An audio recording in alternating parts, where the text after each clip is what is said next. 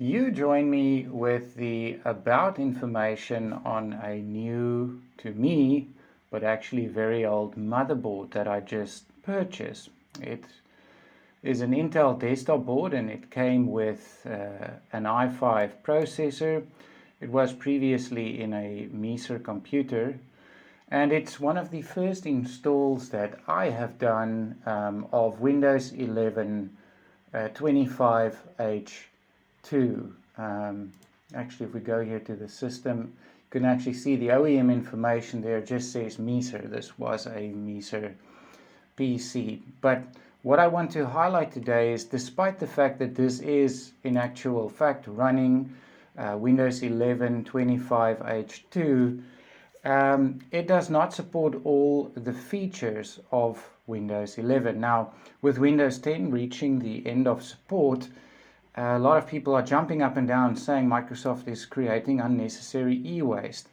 But I think a third gen Intel processor, that really is a very old system, and you should consider upgrading by now. Then again, if Windows 11 is not for you, you like living in the past, maybe give Windows 3.11 a try, or Debian 13. But if we look at the specs of this machine, it's got the HD graphics 2500. And that is the only thing that prevents the system from actually running the hypervisor code integrity setting. And so let me explain a little bit more on that by switching to another computer that I have, which is just the generation after this. So this was Ivy Bridge 3rd gen, and here I am on a Lenovo with the OEM information 10AA and whatever follows, which if you Google that, a little Lenovo with a 4th gen processor. It originally came out with Windows 7, and these are fairly cheap to buy nowadays. You can get them with their stock i5 processor. This is a dual-core quad thread, but as long as you stick to the T variant of processors, those limited to 35 watt, these machines will run rock solid. And in actual fact, that is exactly what I have here. And if I open HW info on this machine, you will see that it's only one generation newer, but it's running the HD 4600 graphics, and it does in fact have the HVCI enabled. Now, in your Windows settings, this is done under the security, and you then go to the core isolation. Mine is running in Afrikaans, but if you go to core isolation, you should be able to switch that on here. And that effectively means that this 4th generation PC is running Windows 11 with all the requirements apart from the CPU being too old. And I think Microsoft is getting a bit more relaxed on that, but it's got UEFI, it's got secure boot, it's got TPM, and now it's running hypervisor code isolation. The problem or the big bottleneck that prevents systems older than this from doing that is in actual fact the graphics driver. So if we go back to our 3rd gen computer, which we have here, and we try to enable that in the Windows security,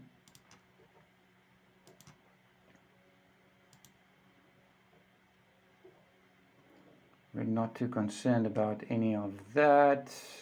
Let's go in here, and you'll see here core isolation is disabled on this computer. And if I try to turn it on,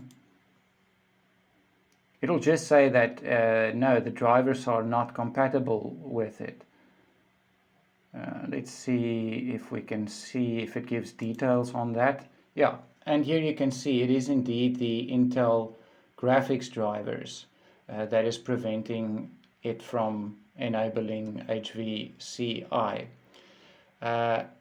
Now, why that is, if we switch back to our 4th gen computer here, We look at the latest drivers for the Intel HD 4600. It says that's 1540485171. And that is actually, if I go to Device Manager and I open up my HD graphics here, you will see, yes, it is running that version, which was, it got its certification in November of 2020. And if we check on the Intel website, it says it was released early in 2021.